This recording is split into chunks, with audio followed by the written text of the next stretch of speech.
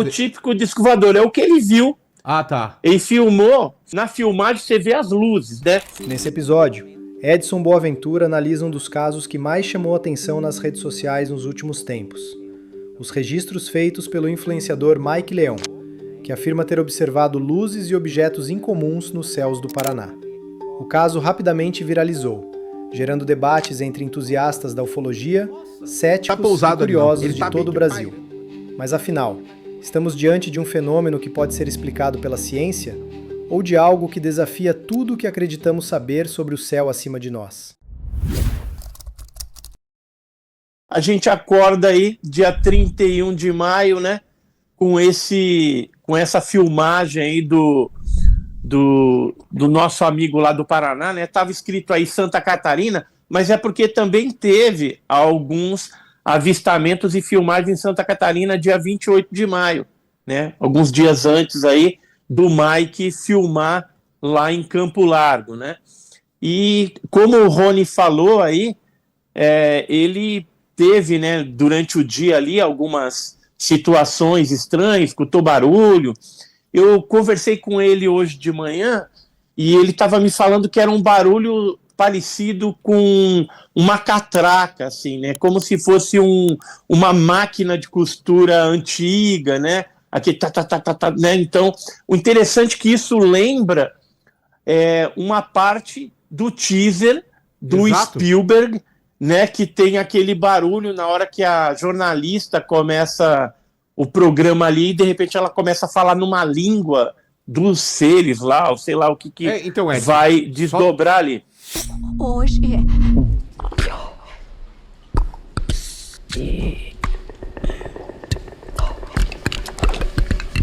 Só dar o contexto, nesse teaser Sim. e depois do trailer do filme do Spielberg, que é o dia D, o Disclosure Day, a jornalista, ela recebe algum tipo de, por telepatia, alguma coisa, começa a falar a língua dos caras, que é meio, uns negócios meio, esses sons, que dizem, né, não sei se você concorda, que seria das 4 raças que a Fox falou há umas semanas atrás, seria dos insetoides, né?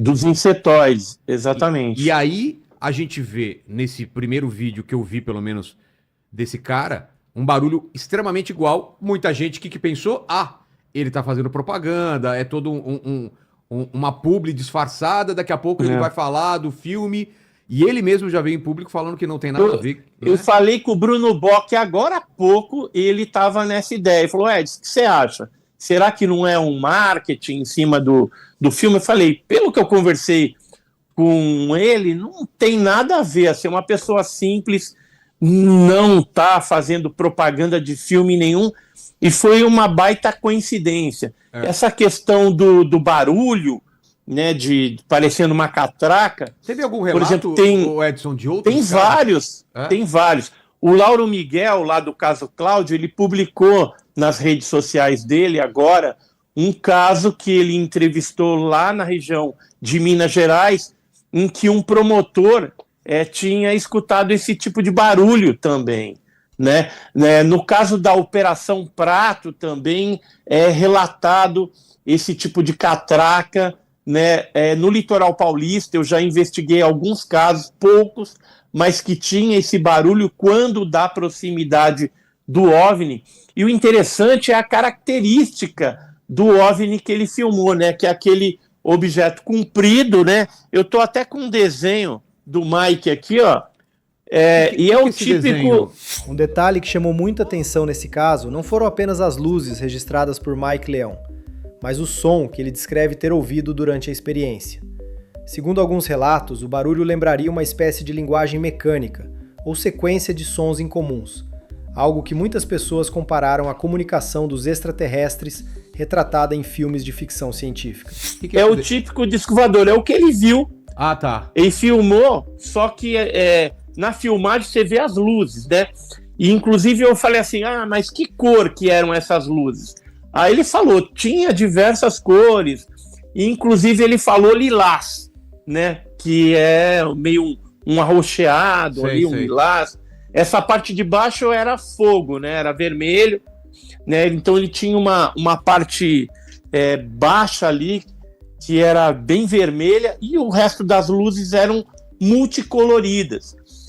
Se a gente for pensar num drone, geralmente ele vai ter luzes verde, vermelha, branca, né? Talvez, mas não tem não tem luz lilás, por exemplo. E a gente vê que esse objeto ele está bem baixo ali. Porque eu dei uma olhada no Flight Simulator, aliás, no Flight Radar, né? O Flight Radar ele te dá os voos que ocorreram ali, horário, tudo. E tem, por exemplo, drone passando ali naquela região. Só que eu peguei a especificação do drone, inclusive algumas imagens, filmagens, né, desse drone, desse tipo, e durante a noite, não tem nada a ver com aquilo que ele filmou que está a baixa altitude. E esse drone que passou por ali na região, ele é um drone agrícola, grande também, mas ele leva, do percurso que ele fez, né, de Santa Catarina até Curitiba, e passando ali por Campo Largo, ele levou 40 minutos, né? E pelo que ele comentou, o objeto ficou ali parado pelo menos 20, 30 minutos, né? Naquela mesma região ali. Então, o drone ele passa e vai embora, ele não vai ficar parado ali em cima da lagoa, segundo ele, né? Onde tem ali uma lagoa. O Schwarza, por exemplo, ele deu uma... tentando explicar, né, esse fenômeno, ele falou, de repente é um barco que está navegando ali naquela lagoa, tal. Só que a lagoa ela é pequena, é estreita, e não ocorrem passeios turísticos ali, de barco, não. Então essa possibilidade de ser um barco também está totalmente descartada. E o interessante, eu não sei se dá para colocar aí, eu pedi para colocarem aí um vídeo que foi feito lá em Cláudio, dia 14 de fevereiro de 2026, que lembra muito o que o Mike filmou lá em Campo Largo, no Paraná. Então, só para a gente ter uma ideia, tem como colocar esse vídeo aí? Tem sim. A Fabi se manifestou, esse aí. né? A Fabi se manifestou sobre esse caso? Sim, vou falar sobre isso também. Tá bom, beleza. O que é esse vídeo? Aí é um vídeo feito pela Jéssica Rodrigues, no dia 14 de fevereiro de 2026, lá em Cláudio, em cima de um morro também, um objeto desse, com várias luzes, né? Que ela acabou filmando em companhia da família, estavam os filhos, estava o marido, né? Ali, e lembra muito esse objeto profusamente iluminado que o Mike Leão filmou lá a partir do sítio dele, né? Numa região assim bem erma mesmo, cheio de mata, tem bicho lá, como foi falado. Uma coisa curiosa é que relatos parecidos com o de Mike Leão não acontecem apenas no Paraná. Ao longo das últimas décadas, diferentes regiões do Brasil registraram aparições de luzes incomuns, objetos luminosos e fenômenos aéreos que nunca receberam uma explicação definitiva. Casos famosos como a Operação Prato, no Pará, o ET de Varginha, em Minas Gerais, e diversos registros no interior de Goiás, Mato Grosso e Rio Grande do Sul ajudaram a transformar o Brasil em um dos países com maior quantidade de relatos ufológicos do mundo. Onça, cobra, um monte de coisa, e realmente aconteceu essas mutilações, algumas estranhas, não só no sítio dele, mas em sítios vizinhos que não ficam tão próximo da propriedade dele, mas alguns fatos podem ser explicados por predadores, né, animais selvagens e não OVNIs.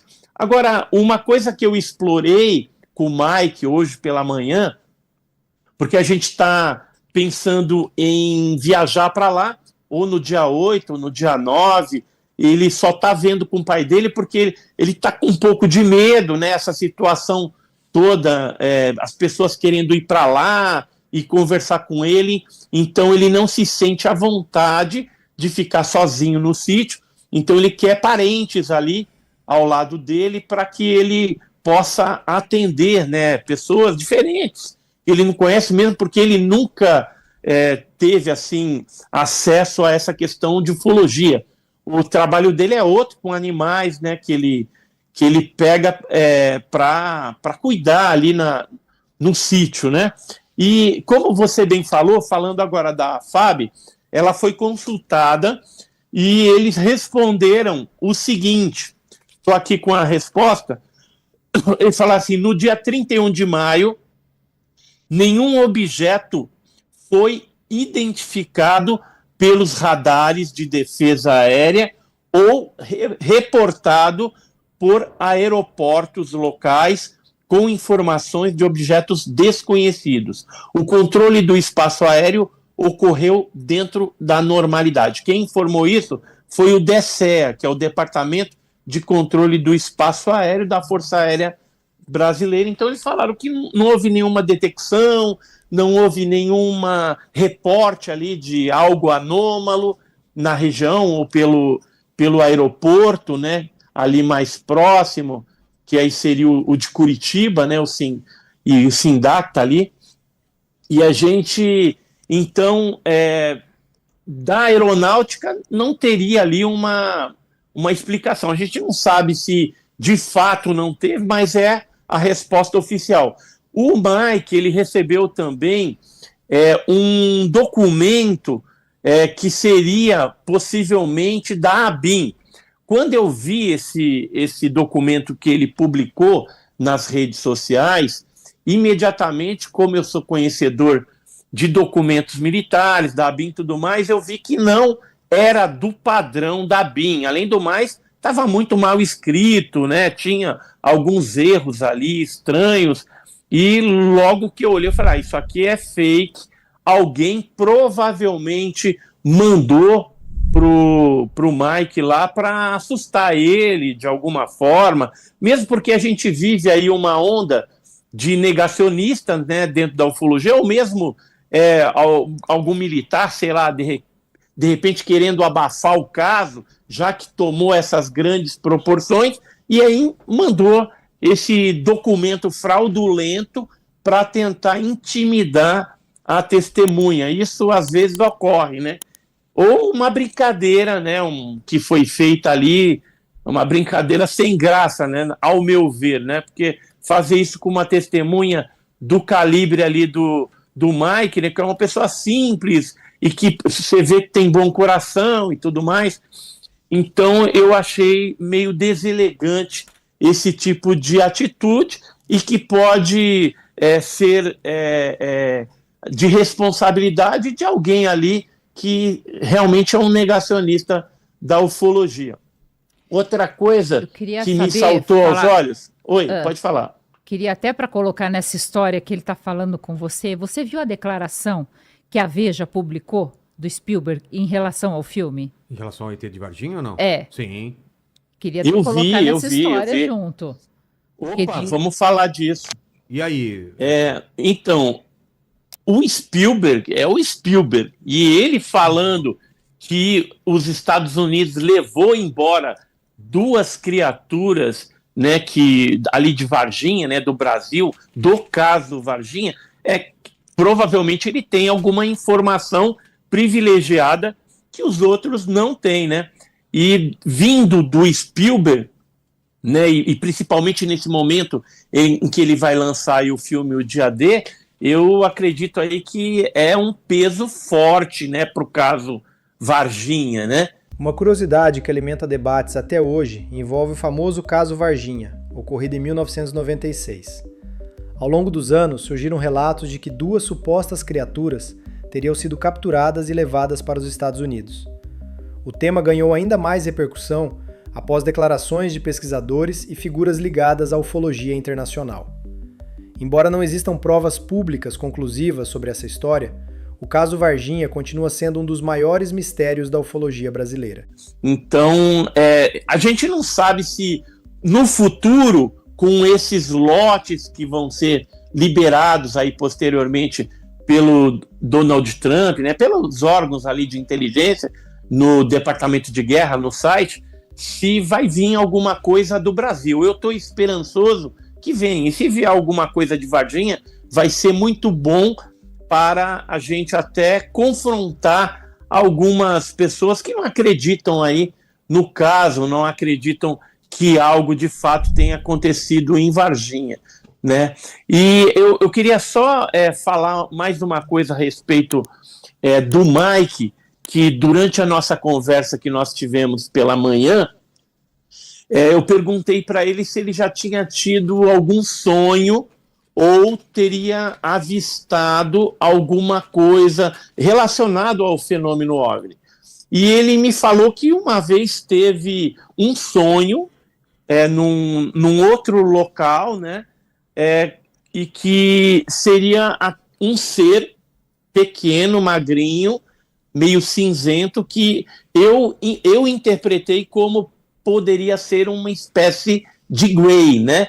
Então, se já existe um indicativo, mesmo que em sonho, às vezes isso daí é uma lembrança de algo que pode ter acontecido com ele no passado e que agora esses contatos, essas coisas, pode ser que estão tendo a continuidade, né? E por isso que ele acabou filmando. Outra coisa que eu perguntei é se a família dele tinha um histórico de avistar esses fenômenos luminosos. Ele falou para mim que ele sabe que o pai já viu alguma coisa relacionado a luzes estranhas, e um outro pesquisador que é de Ponta Grossa, que é o Dirceu Klemba, que faz parte da Anubis também, eu também faço parte atualmente da Anubis, ele parece que vai lá para a região, pois tem um fazendeiro próximo, que é amigo,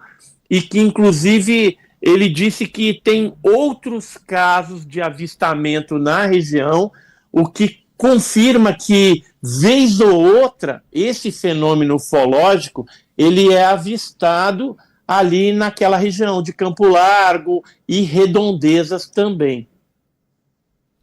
Vilela, muitas pessoas mandaram aqui no chat uma localização no Google Maps.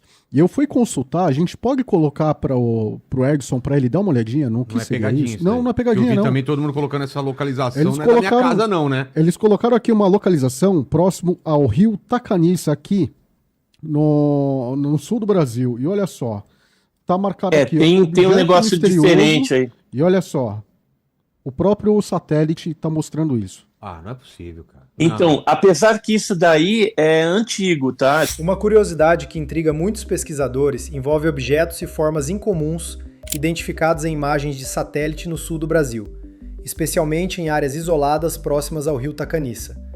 Algumas dessas estruturas chamam atenção pelo formato aparentemente incomum e pela localização distante de grandes centros urbanos. O mais intrigante é que certos registros permanecem sem uma explicação consensual, alimentando discussões entre investigadores, ufólogos e curiosos há anos. 2023, né? 2023, não é de agora, não. Mas também, é estranho. Né, o que, que seria isso? Se é um lugar que tem visitação, os caras estão sempre lá, né? Então, mas não tem como você pousar aí alguma coisa, é esquisito, né? Aí é mata, né? E isso que aparece aí é um defeito do Google Earth, né? É alguma coisa que realmente aconteceu. Então não dá para saber, porque assim, o Google Earth é um negócio estranho, né? Por exemplo, no caso Cláudio, eu tentei acessar algumas regiões que eu sabia que teve pouso lá, e curiosamente a área ela está pintada muitas vezes de verde, de vermelho, de azul, de amarelo. A gente não sabe qual a significação que tem, né? Qual o significado dessas cores, aí por que eles tarjam alguns locais e outros não, né? Então fica difícil. E como isso daí também é monitorado, o Google Earth é dos Estados Unidos lá, pode ser que seja alguma coisa que eles manipulam de alguma forma, né? Estou jogando aqui, né? Mas eu acho muito curioso. E esse negócio que foi encontrado aí parece um jato aí, um negócio meio arredondado. Ele realmente é curioso, né? Mas não não dá para associar esse caso de 2026, porque aí são fotos antigas de 2023. Quando conectamos todos os pontos desse episódio, percebemos que casos como o de Mike Leão vão muito além de um simples vídeo viral. Eles despertam perguntas sobre fenômenos que muitas vezes parecem desafiar explicações imediatas e continuam surgindo em diferentes regiões do Brasil. Entre luzes no céu, sons incomuns e testemunhos intrigantes, o mistério permanece aberto. E talvez seja justamente essa ausência de respostas definitivas que mantém o tema tão fascinante para tantas pessoas. Curtiu o vídeo de hoje? Se prepara para o próximo vídeo do canal Entre Fatos e Fé. Aproveita e deixe seu comentário sobre o vídeo.